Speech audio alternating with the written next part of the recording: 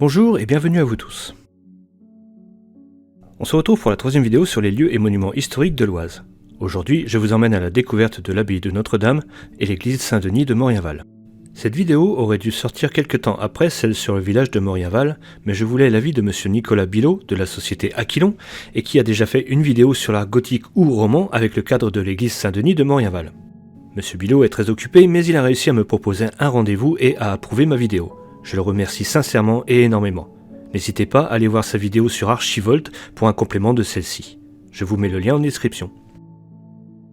J'avais brièvement présenté cet édifice dans ma vidéo sur le village de Morienval, mais aujourd'hui je vais revenir un peu plus sur son passé et son histoire.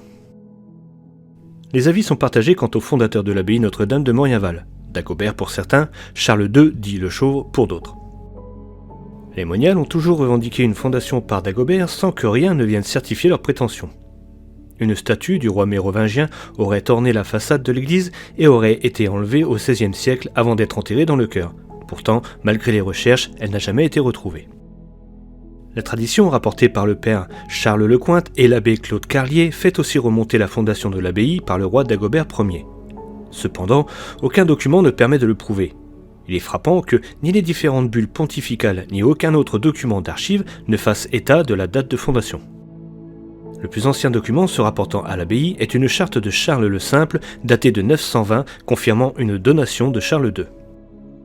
Elle est adressée aux frères et saintes moniales de Morienval, ce qui prouve l'existence d'une communauté masculine à l'époque, dont on ignore tout et qui a disparu à une époque inconnue. La charte faisait également allusion à un incendie qui avait détruit les archives de l'abbaye, probablement pendant les invasions normandes de 895. On sait que Charles II et son épouse, la reine Ermentrude, séjournaient souvent à Morienval, peut-être dans un palais qu'ils y possédaient, ce qui a pu motiver le choix du lieu pour la fondation de l'abbaye royale. Sur la construction de l'église abbatiale, là aussi les archives sont muettes. Son historique a seulement pu être retracé grâce à l'analyse archéologique des bâtiments encore debout et grâce aux fouilles archéologiques au sein de l'église remontant à 1855 et 1900. Le plus ancien élément construit dont l'existence est prouvée par des fouilles est une nef carolingienne de la fin du IXe siècle ou du premier quart du Xe. La nef carolingienne est plus longue et plus large que la nef actuelle mais dépourvue de bas-côtés. La première campagne de construction pendant la première moitié ou dernier quart du XIe siècle porte sur l'ancienne abside. Les deux tours du chœur, le transept, deux absidioles orientées et un porche. La nef carolingienne est donc conservée dans un premier temps, puis peu de temps après elle est remplacée et accompagnée de bas-côtés. Au début du XIIe siècle, des travaux importants sont nécessaires en raison de l'affaissement du terrain sous l'abside. Le maître d'œuvre inconnu imagine une solution originale et renforce l'abside par un pseudo-déambulatoire. Les quatre grandes arcades de ce couloir annulaire remplacent l'abside primitive.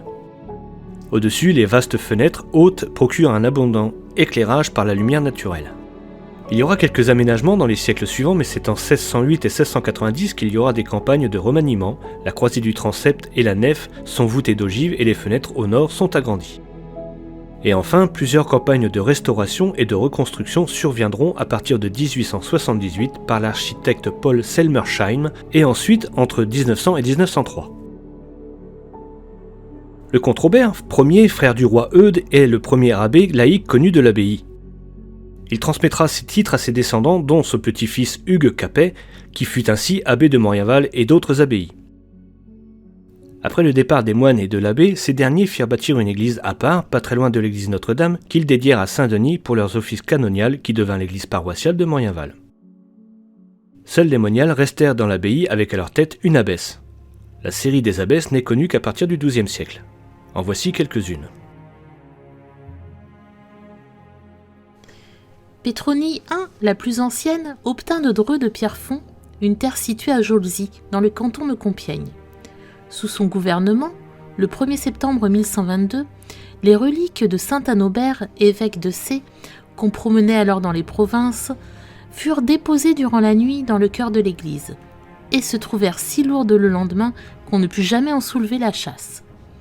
Il fallut les laisser à Morienval, où elles attirèrent un grand nombre de pèlerins. Une autre explication voudrait que les reliques aient été achetées par l'abbaye, lui conférant ainsi un prestige considérable.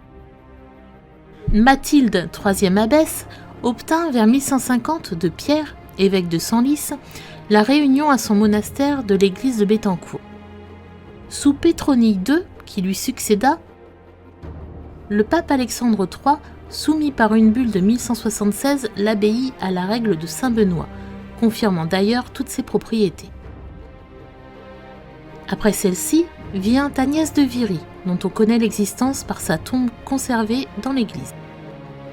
L'abbesse Humberte, qui gouvernait au début du XIIIe siècle, obtint en 1206, non sans peine, de la comtesse Éléonore un ordre qui limitait à 60 le nombre de religieuses. Jeanne de Corbie reçut en 1258 de Saint-Louis l'usage du bois mort dans la forêt de Cuise, avec toutefois défense de le vendre ou de le donner.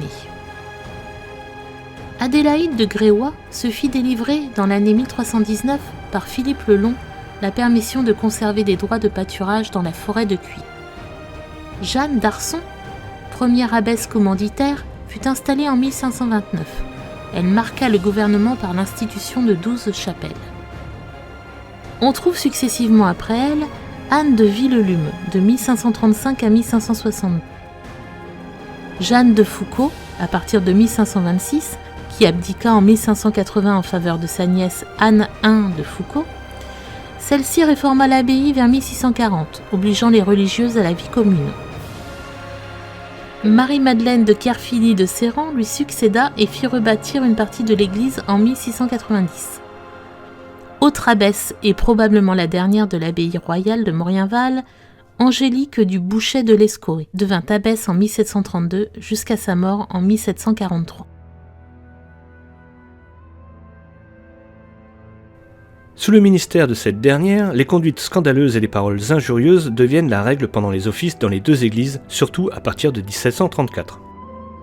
L'évêque de Soissons, François de Fitz-James, n'approuve pas la conduite de son curé comme le prouve sa révocation, mais n'apprécie pas davantage l'attitude des moniales et doit éprouver une certaine gêne quand l'affaire remonte au conseil du roi.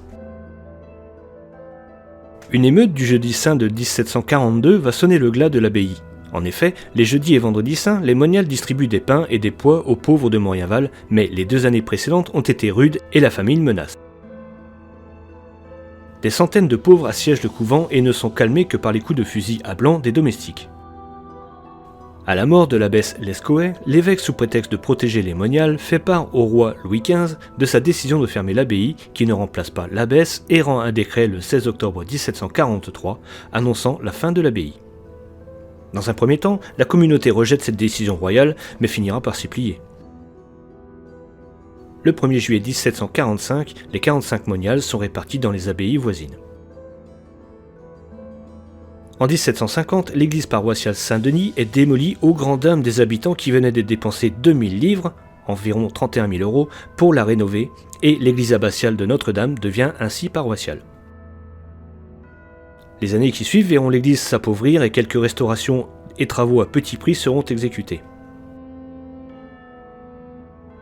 Ce n'est qu'à partir de 1878 que les restaurations sérieuses seront effectuées pour redonner force et beauté à ce monument qui, depuis plus de 1000 ans, sublime le paysage de la vallée du village de Morienval.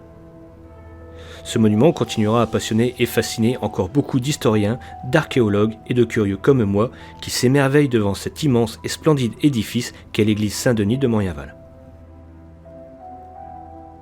Voilà, j'espère que cette vidéo vous en a appris un peu plus sur cette abbaye et cette église.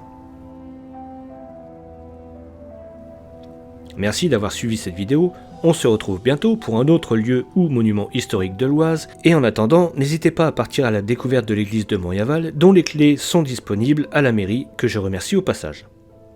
A bientôt.